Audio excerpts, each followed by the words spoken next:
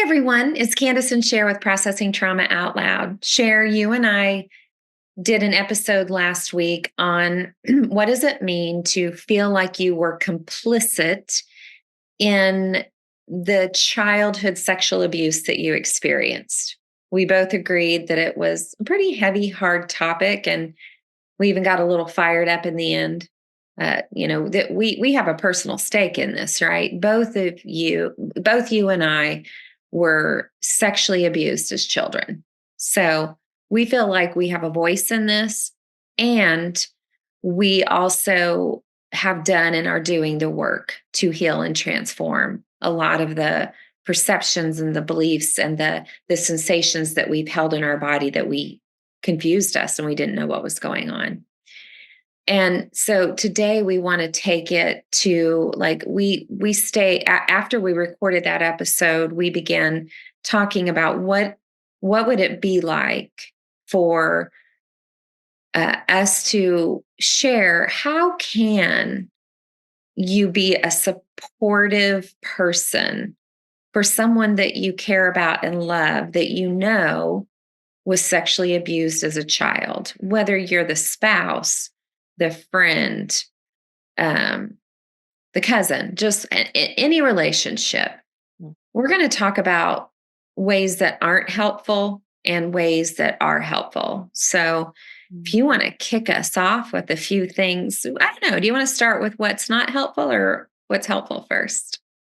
Even as you're doing the introduction, I'm thinking about as I started to talk more about my childhood abuse, and I feel like for the first 40 years, I was pretty careful and quiet about it. So, I mean, it's not like I was talking about it constantly with every single person in my life. But I did let the people in my world know that this was my story, that I was struggling through, that I was doing therapy. Some people knew that, not everyone, obviously. But I had a lot of people who were in my life that just faded away, Mhm.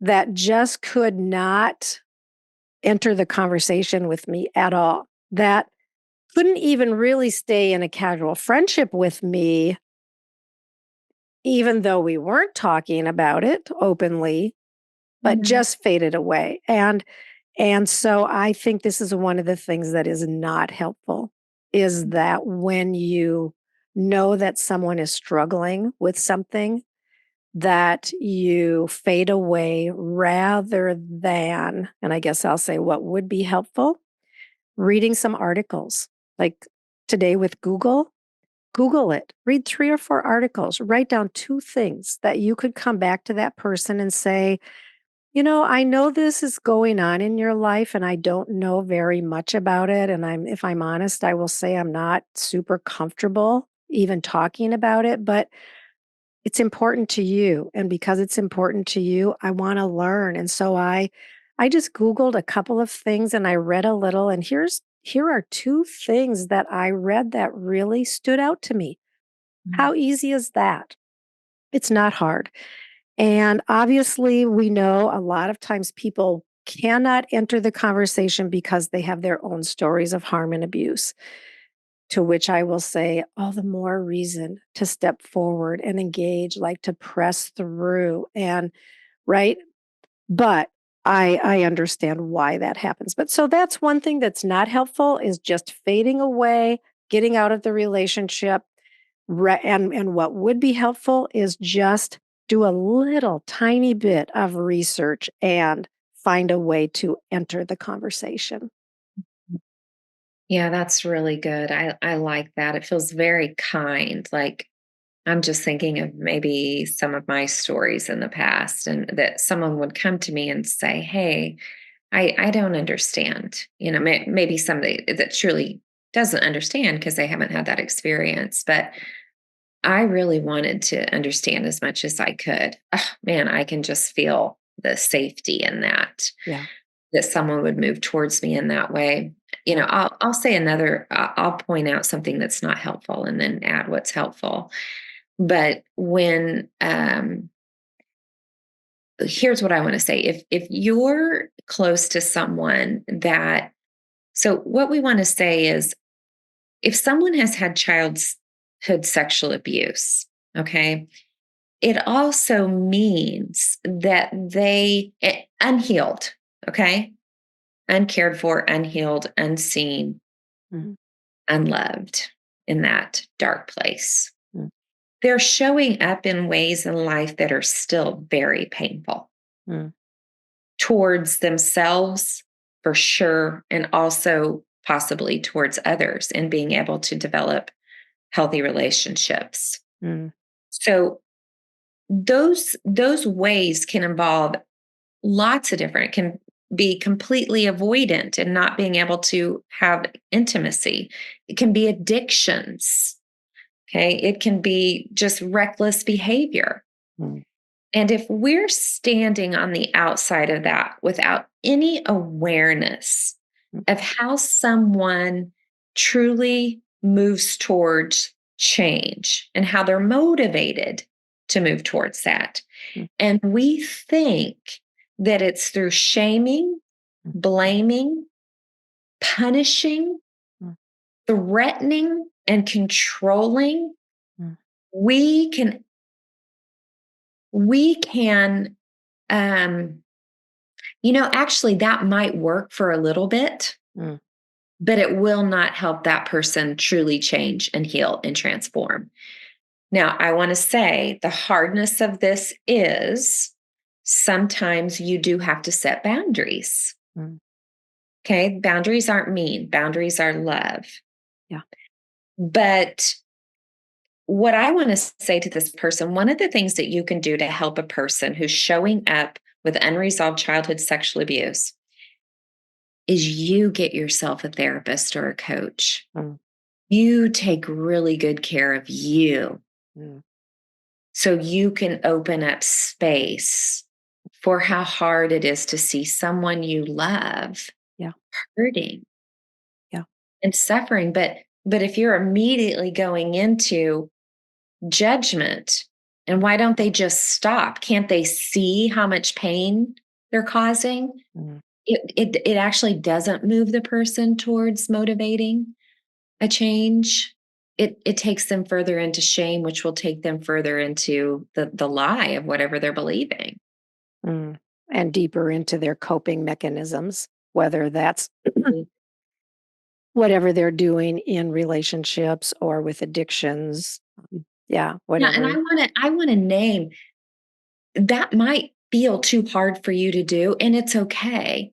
You Mm. can actually love someone by saying, this is really hard for me. I want to help you get, I want you to get the support you need.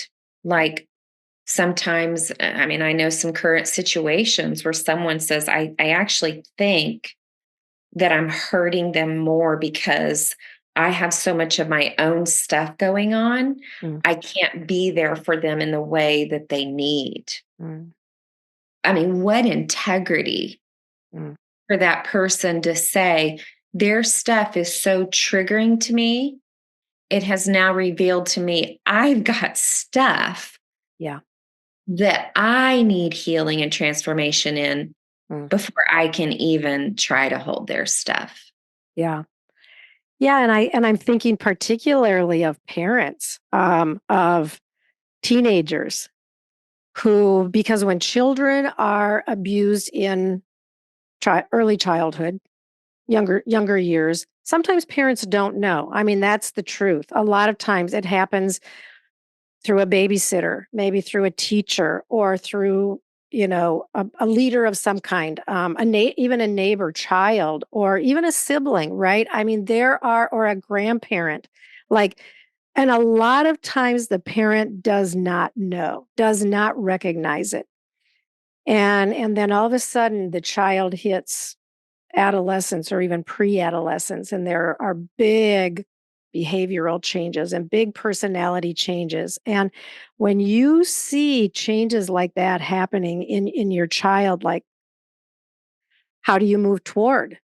how do you stop yourself from just labeling them as being rebellious or unwilling to conform to whatever your rules are or whatever, and rather than pushing them away through some form of judgment, like how do you move toward them? And this, Candace, might require you to do your own work, like exactly what you. I just wrote a book about this. Oh, really? Yeah, like And to. it's not published yet. Oh, yeah, yeah. I wrote a book about it. I thought you said read. I know, yeah. But how do you, and I love what you're saying here, that parents, sometimes we need to do our own work in order to help our children because we cannot take someone further than we have gone. And if the behaviors of your children are triggering things in you, and that might be anger, or maybe some memories of your own have come up, or whatever the case may be, but do your own work so that you can engage your children and help them find healing as well. It's the number one thing. Um, your children in those teenage years will trigger what it was like for you as a teenager. Mhm. Now, let's just say that you really are like you're not being triggered, right? Let's just say that you're not. You didn't have the same things that you see your teenage going through. So what that means is, because it's still going to be painful, especially if your teenager is self-destructing in any way or hurting other people, Yeah, it means that you actually stay grounded yeah, with a sense of strength and love and compassion to help them get the help that they need, yeah, um, letting them to some degree experience some consequences, but also helping protect the best way that you can. yeah, And share, we both know people and stories that, for some parents, that means you really have to kind of, let your children go into facilities where they have to be contained. I mean, these are parents' stories. yeah. And so there's a lot here. Wow, I just got emotional about that. And um, because, well, it is connected to the book that I wrote, right? My children's stuff actually triggered me Yeah, because I had unhealed trauma. yeah. And so until I could meet them, oh gosh, I am just telling you, Cher, I will thank God till the day I die Mm, that I took several years and still yeah, to continue my own healing and knowing my own stories, because one of the biggest blessings that I'm experiencing in my life on February 1st, 2024, is that I can be with my kids yeah, without getting triggered. right. Yeah. Yeah, Yeah. yeah. And what a gift for you and what a gift for them that you are able to stay grounded and stay connected and enter the places of their pain. Yeah. Yeah. And it's, so that's what we're talking about here today is what does it, what's it like for you Mm, to be in a relationship with someone that you love? I know we kind of got general here because we were talking specifically about when someone has had a history of childhood sexual abuse. mhm. We know across the board in every study that has been done, there is a high percentage that you are going to have certain characteristics about your adult life if you've been sexually abused. Yeah, And here's what I want to say.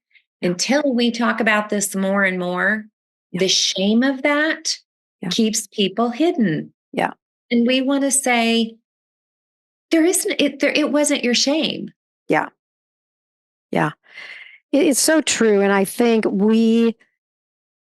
there are some things that we need to do a better job as a society at educating people on, right? Like I've always felt like, everybody should know how to take care of their personal finances.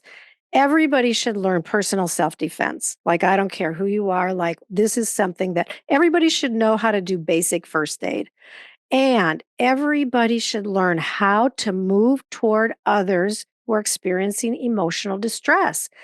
Like, we're not so bad about if somebody breaks a leg, like we'll go visit them in the hospital, we'll sign their cast, we'll bring them a meal, but if somebody is struggling with some emotional difficulty, like we just stay away because we don't know what to say, we don't know what to do. We need to be educated.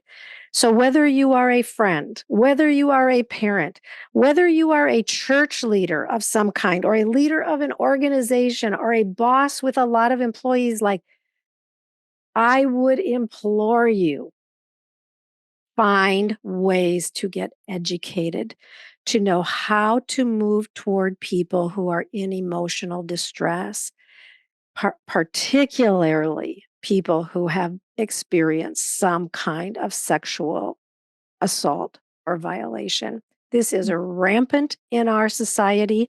It's proven that at least one out of every four people experiences some kind of sexual assault or violation before they are 18 years old. One out of four, and most people know that it's even a much higher percentage than that. Yeah. This is a big problem. Problem. Do I want to say that? This is a big place of deep, deep need in our society. Mhm. Get a book. Yeah. Yeah. Yeah. And I want to go back to something you said. If you're that person who doesn't know how to move towards someone in emotional distress, um, you're getting dysregulated when somebody else is dysregulated. That's data for you Yeah. to not just get educated, but to go get care around your own stories, That's right. which will educate you. Oh, the best education. Yeah. Mm, mm, Yeah. There's so much more to say, Candace, but yeah, well, we can come back to this at some point too. But yeah, it's a topic that is really big, and I hope our listeners hear the passion in our voices today. Usually, we speak directly to people who are in these deep waters, but today we're talking a little bit about more to the person who is the helper or the caregiver. Um, mm. but it's an important place to be. Yeah. Yeah, good topic. And, we're doing some themes in story work right now. So we're doing this series about why we love story work. We're going to be talking about different themes. We talked about complicity. Today we're still in the waters of story work, right? Because we're just saying if you can't have compassion for someone else's story, or can slow down and be curious instead of judgmental, we want to invite you to look at that. And then, I'm going to say next week, I've had this topic on my mind for a while, and we could change it, so don't hold us to it. But I want to talk about the theme of parentification. Yeah. You Sounds on board good, with Candace. Yeah, no, I'm game. I'm game to go that? Are you there. complicit? Uh, Okay. Love you, friend. Good to be with you. love you too, Candace.